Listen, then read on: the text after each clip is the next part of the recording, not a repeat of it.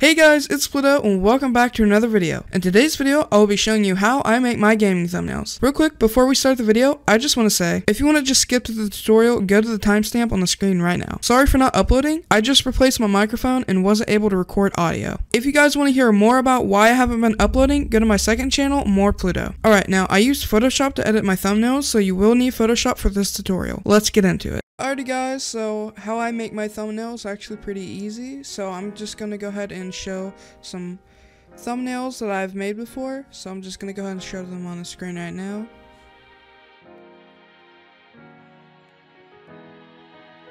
Those are some thumbnails that I've made. Now I'm going to show you how to make them. It's actually really easy. I do have a couple presets that I've shown you guys, so I'm just going to go ahead and go to them real quick. Here are my thumbnail presets. This is usually what I go off of. So I have my 1,000 subscribers thumbnail, my Call of Duty Black Ops 3 thumbnail, my GTA thumbnail, Minecraft thumbnail, Skyrim thumbnail, Terraria thumbnail, another Terraria thumbnail, another Terraria thumbnail, a Fallout 76 thumbnail, and that's it. So I'm sure you guys can see the pattern. So usually what I do is I add some streaks and a couple pictures and some wording. This one actually is pretty easy, believe it or not. All you have to do is just add a picture, some words, and the PNG pictures around it. Alrighty guys, so I have a Terraria picture I'm going to use for my thumbnail. So what I usually do is just go ahead and take a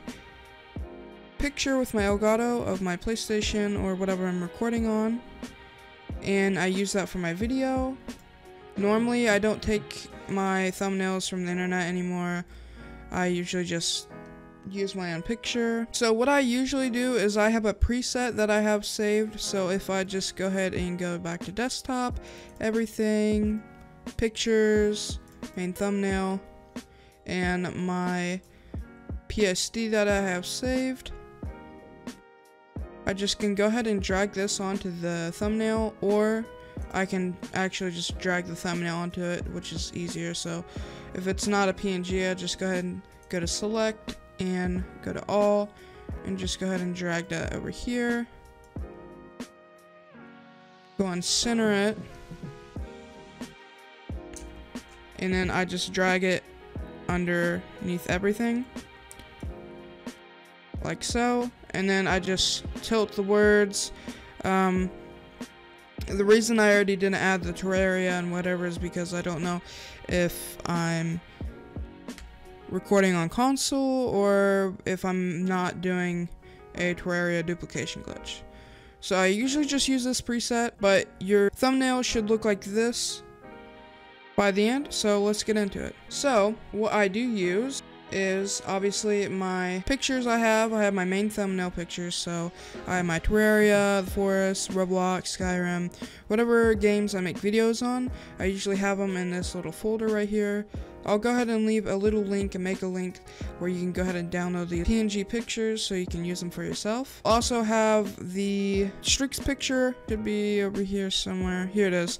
I'll go ahead and leave this one and this one as well. If you guys want me to add any of these pictures right here, just go ahead and let me know in the comments. I'll go ahead and add them for you. But that's usually what I always use. So let's get into it. We're gonna go ahead and start off with the words. So the font I use. So what I do is just type in duplication, but I do it in all caps,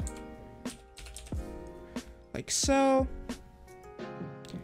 Oh, and yeah, the font I use is Burbank Big Condensed, and I use the black one of it. I'll also go ahead and leave a link to the font that I use.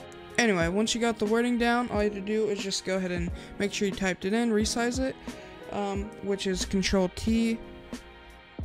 So if you don't know how to do that, just go ahead and look on your keyboard and press the Control and the letter T, and it'll pop this little resizing thing up. What I do is just go ahead and click Free Transform, which is what we're already in. So I just make the wording bigger. Normally make it around this size, and then put it in the center of the screen. Then I go and right click on the duplication word, go to blending options, gotta wait for it to load for a second, and then I put stroke on. I usually do about 3. Actually, we're gonna do, sometimes it depends on how big I want it. Normally it's anywhere between 3 and 5, so right now I'm just gonna go ahead and do 4. Make sure the position is on outside, blend mode is normal, opacity is 100%, and the color is black. Just go ahead and press OK. Alright, so just go ahead and go to the duplication word and select duplicate. Select OK. And then I'm going to select the down arrow. I'll move this down a little bit. You can also move it down with your mouse, but this just keeps it centered. But since it's already centered, it don't really matter. So what I do is just make sure it's overlapping the word a little bit. And also, we're going to rename this real quick. So I'm just going to go ahead and rename it real quick. Let's rename this the glitch, depending on what you're making. I'm doing a duplication glitch thumbnail, so if you're not doing a duplication glitch thumbnail, then you can change it to something else. Anyway, so this should be around centered. So I usually like to have it overlapping the duplication word just a little bit. Sometimes I move it around. Just get it right. Once it looks right, I just go ahead and right click on glitch, blending options. Oh, also make sure the glitch is above duplication. Anyway, so just go ahead and go to blending options, then go to gradient overlay. This is what it should look like, by the way. Style is linear, the angle is 90 degrees.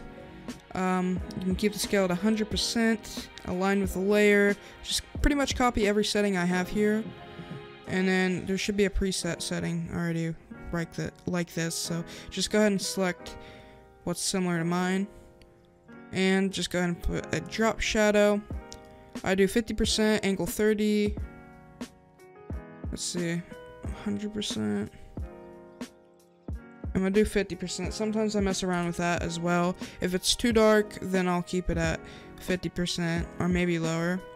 So make sure the color is black, by the way. Blending mode is normal. Just pretty much copy everything that I have right here. Alright, now the last thing I do is just go ahead and select text, hover over, pretty much highlight glitch, go up here and change the color to whatever I want. So I'm gonna do a purple kind of color here.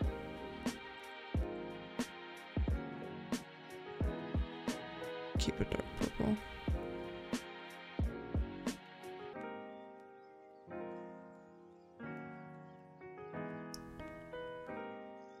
That should be about right. Sometimes I make it a little lighter.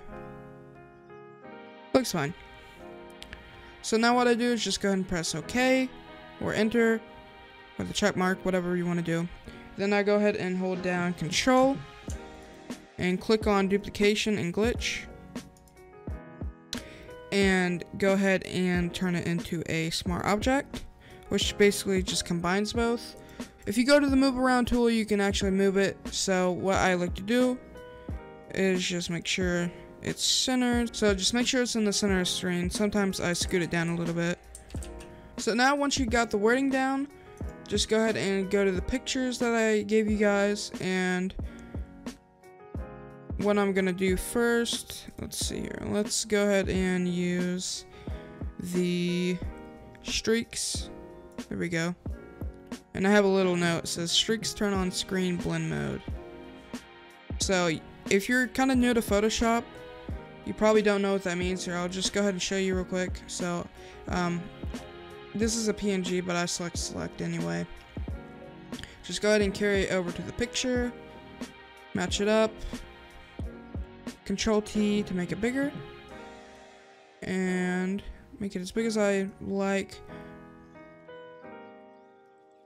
Normally I like to make it bigger so the streaks aren't covering the whole screen. So if I come press cancel, and I just did this, so if I turn on the thing, the blend mode real quick, that screen, the streaks would be like very overwhelming. So what I like to do is just go ahead and make it bigger, and then just go ahead and center it with the screen. There we go. And by the way, how I did that, to make sure it's not black, what you do is just go ahead and go to blending options, You right click on the layer, by the way. And go to blending options and then go to blend mode on blending options, and it will be normal for you. So this is what you guys probably see. And all you have to do is just go ahead and select the drop box and go down to screen, and you'll be able to see right through it. So what I like to do is I like to put this all the way at the bottom, so right above the picture, because I want that pretty much below everything besides the picture. If I put it below the picture, if I unlock this real quick, as you can see, I can't see it, so obviously it needs to be above the picture. Anyway, so that's pretty much almost done. What I'm going to do now is just go ahead and show you guys how I do my little brush tool. I keep it above the streaks, by the way, so you can see it. And I go over to the brush right here, and I already was messing with it, so what I do is I keep it as the max. No, I don't keep it the max size, actually. I keep it around 1,000 pixels. So select and do pretty much every setting I have here.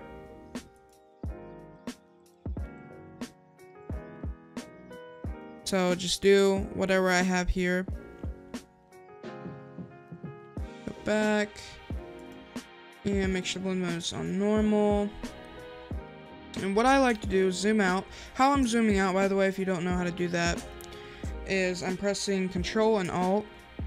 So if I press Control and Alt and use my scroll wheel on my mouse, you can actually zoom out. If you guys want a slower tutorial on like actually how to use Photoshop and the basics of it, just make sure to let me know down in the comments. This might be confusing to new Photoshop users, so this is normally targeted to the people who actually are a little familiar with Photoshop. So anyway, for the brush, all you have to do is scroll out a little bit, and I like to go in the corner, every corner, and press it.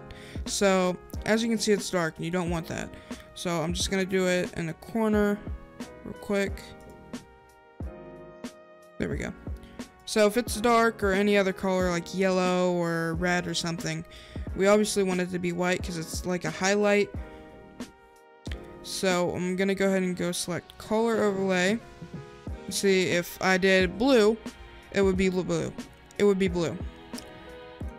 So I could do that. I could have it matching this color, so if we go over here, it could be purple. But normally I just use white. So as you can see, it kind of brightens the corners. So that's pretty much done. All we have to do now is just go ahead and add pictures.